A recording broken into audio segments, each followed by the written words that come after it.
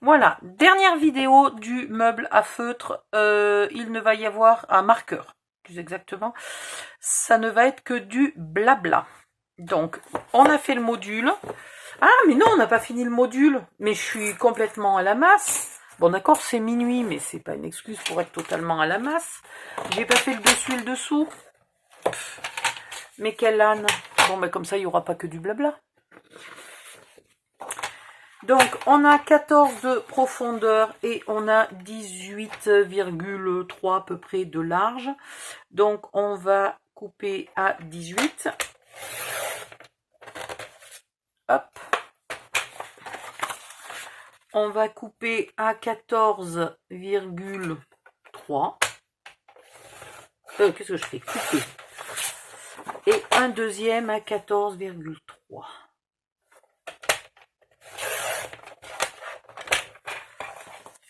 Voilà. Ah là là, il fallait bien que j'en oublie la moitié. Donc, vous collez un là-dessus. Alors, sur le devant, je le mets bien à ras, bien au bord. Et pour le reste, je centre sur les côtés. Et derrière, c'est pas grave s'il en manque un peu. C'est fait exprès pour pas dépasser. Mais devant, en bas et en haut, bien à ras du bord. Voilà. Donc, vous collez ça. Maintenant, je peux y aller sur le blabla. Donc, soit vous voulez juste un module de feutre, comme ça, parce que vous n'avez pas beaucoup de feutre. Vous faites votre module, vous y rajoutez un socle, vous y rajoutez un plateau sur le dessus pour soit poser des objets qui ne tombent pas, soit poser des boîtes archives, etc., etc. Et vous avez un module de feutre. Voilà, que vous mettez n'importe où sur votre bureau ou sur votre étagère. Soit vous avez beaucoup de feutres, vous faites 2, 3 modules, etc. Vous les collez les uns aux autres, puis ici avec une chute, une fois que vous avez 2 modules, j'en ai plus des modules, si, je peux prendre celui-là qui n'est pas encore collé. Donc imaginons que ce soit un deuxième module de feutre, ce qui n'est pas le cas.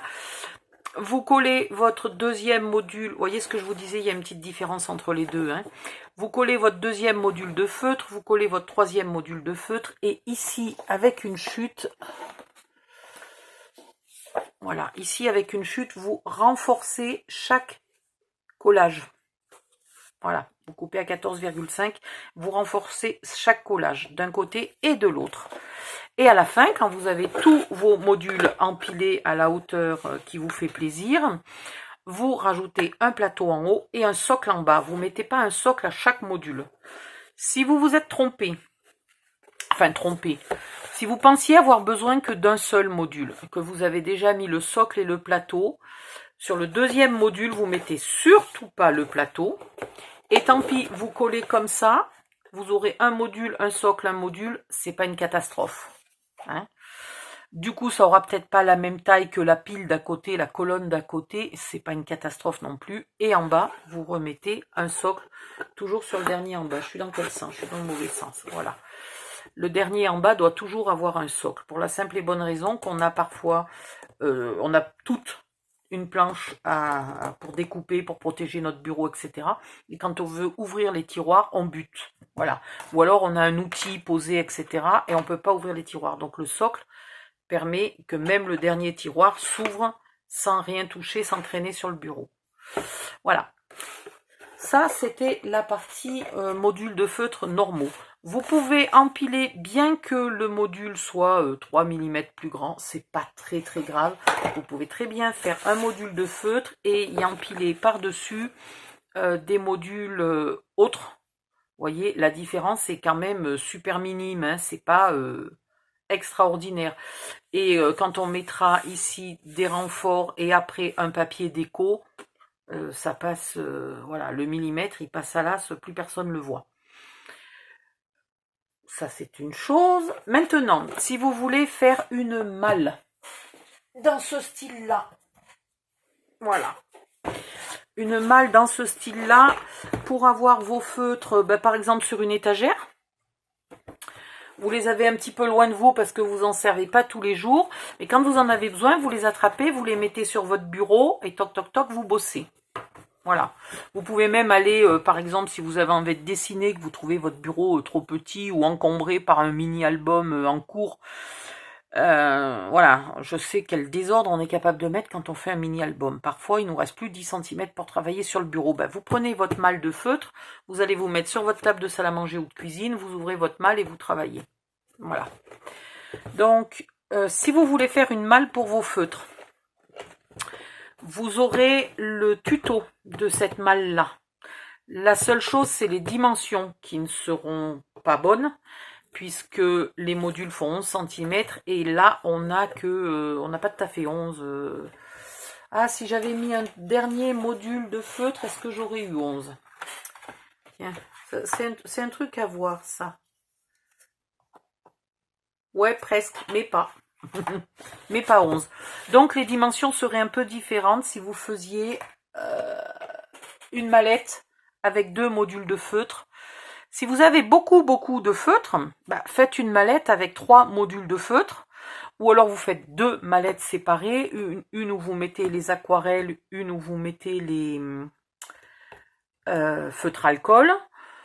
Si vous avez beaucoup de feutres alcool, vous faites 3 mallettes. C'est pas une catastrophe. Il faut pas quand même qu'elle soit très grande. Elle est solide parce que moi, elle est déjà remplie de... Pas de partout. Mais elle est déjà un peu remplie de déco en métal. Je sais pas où je les ai mises, les décos. Voilà, bon, j'en ai pas mis des kilotonnes, hein. Mais elle est déjà un peu remplie et la poignée ne lâche toujours pas. Je vais quand même tenter de réfléchir à une poignée plus solide. Voilà. Je vais peut-être aussi vous faire un couvercle qui soit complètement amovible. Comme ça, vous posez... si vous partez en balade, vous mettez le couvercle. D'abord, ce couvercle-là ne sera pas adapté pour les feutres parce que pour la simple et bonne raison que les feutres sont plus grands que le meuble pour pouvoir être attrapés. Donc, il faut un couvercle pour venir les caler, mais celui-là ne sera pas adapté. Donc, je vais vous faire un autre couvercle. Mais vous pouvez déjà commencer à faire 1 ou 2 ou 3 modules de feutre, ou de feutre et de tiroir, ou 2 modules de feutre et un module de tiroir. Vous faites bien comme vous voulez. Et après, je vais vous faire une malle avec un couvercle complètement amovible, une poignée plus solide. Je ne sais pas encore comment je vais faire, mais une poignée plus solide. Voilà, je vais pas la faire énorme non plus, hein, je vais pas la faire style 4 modules, voilà, parce que c'est trop gros à porter, ça va pas être pratique. Donc si vous avez beaucoup de feutre, bah, vous en ferez 2 ou 3 mallettes. Voilà. Bah, c'est tout ce que j'avais à dire. Donc je vais réfléchir sur la nouvelle mallette.